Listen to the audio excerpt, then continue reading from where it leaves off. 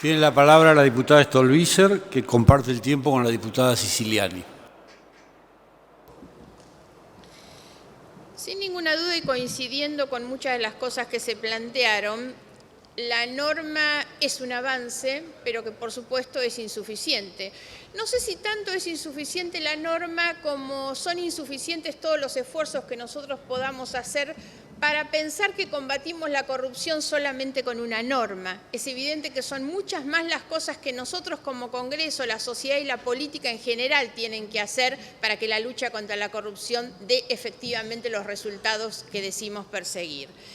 La ley, la norma, fundamentalmente el proyecto venido del Ejecutivo y también el dictamen que tenemos en tratamiento como dictamen de mayoría son defectuosos. Aquí se han marcado en gran medida cuáles son las diferencias que nosotros tenemos, pero yo no puedo quitar a esto dos méritos que me parecen importantes. El primero, por supuesto, es avanzar en el sentido de tener una norma que no teníamos.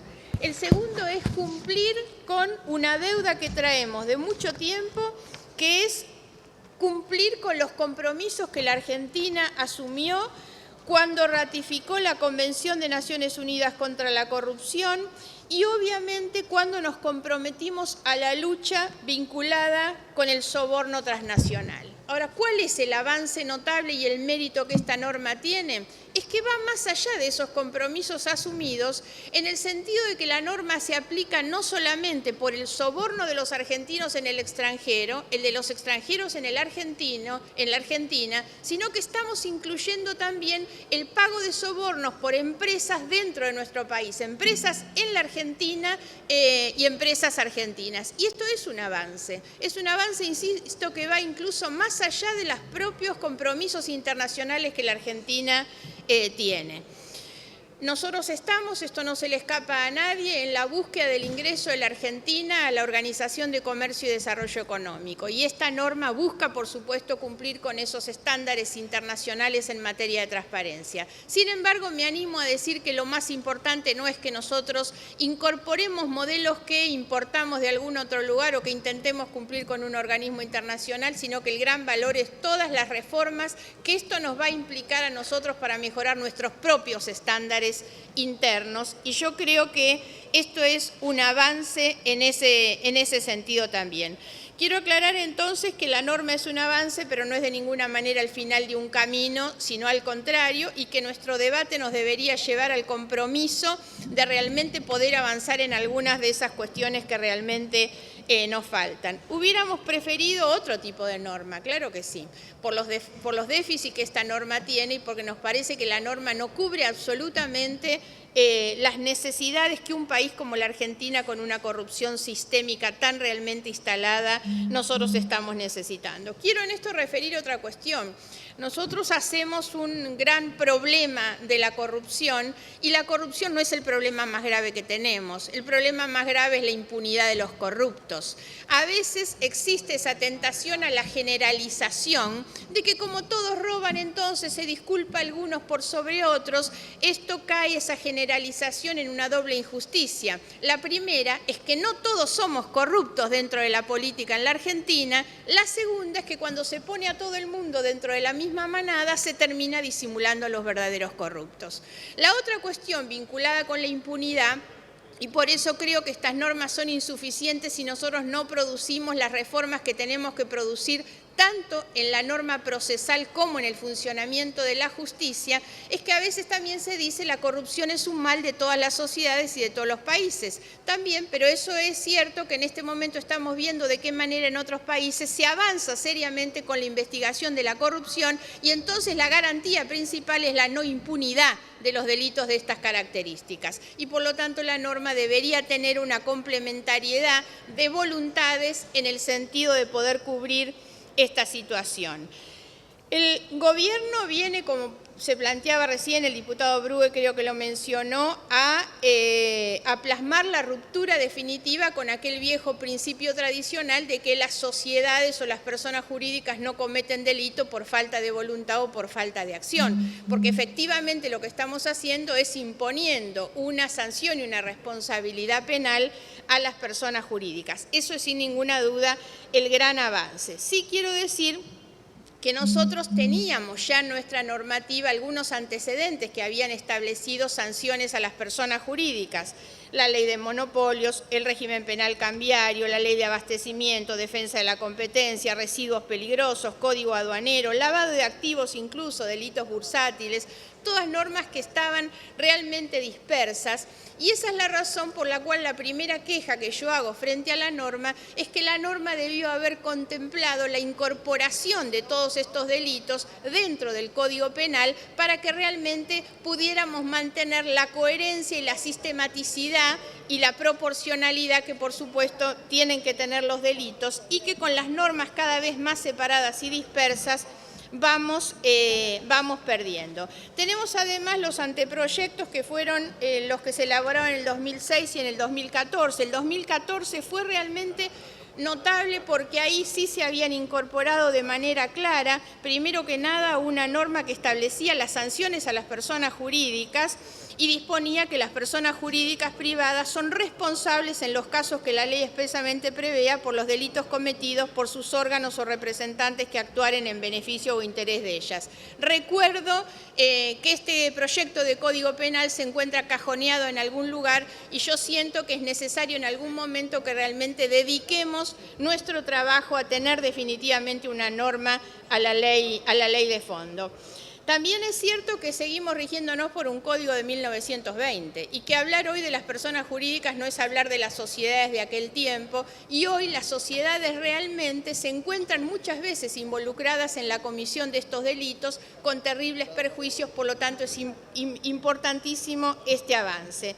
También es cierto que hoy la realidad social es la que nos interpela, porque nosotros necesitamos adecuar las construcciones teóricas para responder a los desafíos que implica la complejidad que hoy tiene la sociedad moderna. Quiero también aclarar que estamos frente a una discusión no meramente técnica. Un minuto, diputada. Diputado Lipovetsky, ¿podrías tomar asiento? Quiero decir que no se trata simplemente de una discusión técnica, digamos, estamos realmente frente a una decisión de política criminal y por eso también es muy importante para este Congreso asumir la responsabilidad que tiene frente a esta cuestión. Venía el proyecto original con un error importante respecto de la asignación de imputación que ha sido corregido también, y en este sentido me parece que hay que tener en cuenta la atribución de responsabilidad sobre los tres aspectos centrales: el hecho delictivo cometido por la persona humana en nombre o representación o por el interés de la persona jurídica, el vínculo o conexión entre la persona humana y la persona jurídica y el beneficio potencial.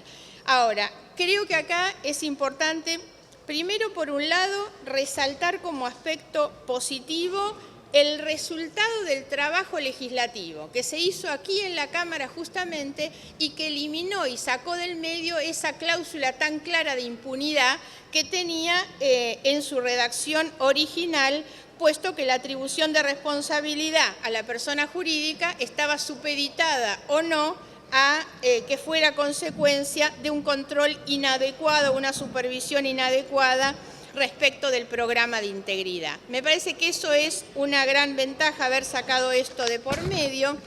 Y la otra cuestión que quiero marcar también, que me parece importante, hay un catedrático muy importante como es el doctor Dona, que habla de esta cuestión, cuando habla sobre la responsabilidad penal de la persona jurídica y nos dice que de ninguna manera esa asignación de responsabilidad, si se quiere colectiva, implica reemplazar la responsabilidad individual, sino que al contrario lo que se busca es incrementar la eficacia que tiene que tener el derecho penal, porque no excluye la responsabilidad de las personas físicas, sino que la va a reforzar con la responsabilidad, porque obliga también a la persona jurídica que ella integra. Me parece que este es otro de los aspectos centrales.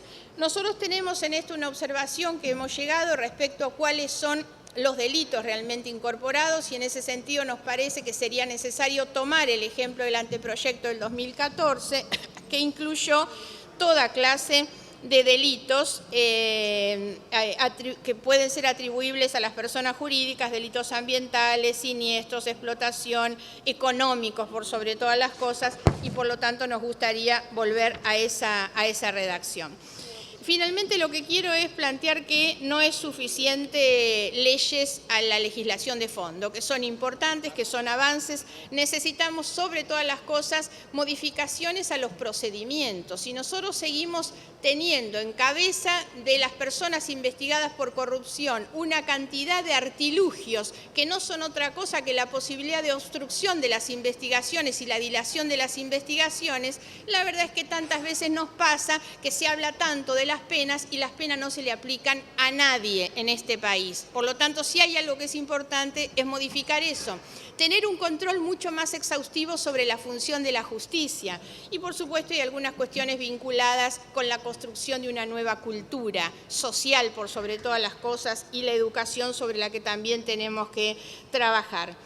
Ojo, quiero plantear y compartir algunas cosas que se dijeron con la cosmética gatopardista que puedan tener estos proyectos, que a veces terminan siendo no otra cosa que la intención de disimular que estamos haciendo algo cuando en realidad no se está haciendo nada. La cosmética esa lo que hace es que hagamos de cuenta que se está cambiando y en lugar de cambiemos lo que hacemos es sigamos. Y por esa razón es que también quiero decir que nos preocupa, estamos cuando hablamos de corrupción frente a delitos de poder. Y cuando hablamos de delitos de poder, hablamos de delitos de poder político y económico. Nos preocupan los intentos del Poder Ejecutivo de haber intentado hacerse de funciones jurisdiccionales que por supuesto no le corresponden, de la misma manera que nos preocupa la continuidad de la confusión entre los negocios privados con el manejo de los recursos públicos y fundamentalmente los negocios familiares. Nos preocupa que como en algún momento la familia, había grupos de familia que sostenían una actividad comercial hotelera con los empresarios contratistas del Estado, hoy las familias vinculadas con los que gobiernan también sean las que tengan un acceso a manejos de negocios como la venta de acciones en las autopistas, la venta de acciones en la empresa de aviación, el negocio del correo y demás. No se resuelven estas cuestiones con la norma. Este tipo de norma no resuelve ese tipo de comportamientos. Por eso es tan importante que así como manifestamos la voluntad de llevar adelante una sanción legislativa de estas características con la importancia que esto tiene, nuestro compromiso de terminar con la corrupción y la impunidad vaya puesto mucho más allá. Nosotros necesitamos reconstruir confiabilidad en las instituciones, porque las instituciones son las que ordenan la convivencia social. Necesitamos hacerlo con la ejemplaridad, que significa que aquellas personas que hoy están sufriendo las consecuencias sociales y humanas de la corrupción sepan que definitivamente la política y las instituciones de la Argentina están para defenderla y no para agredirla o quedarse con la parte que les toca. Gracias, señora diputada.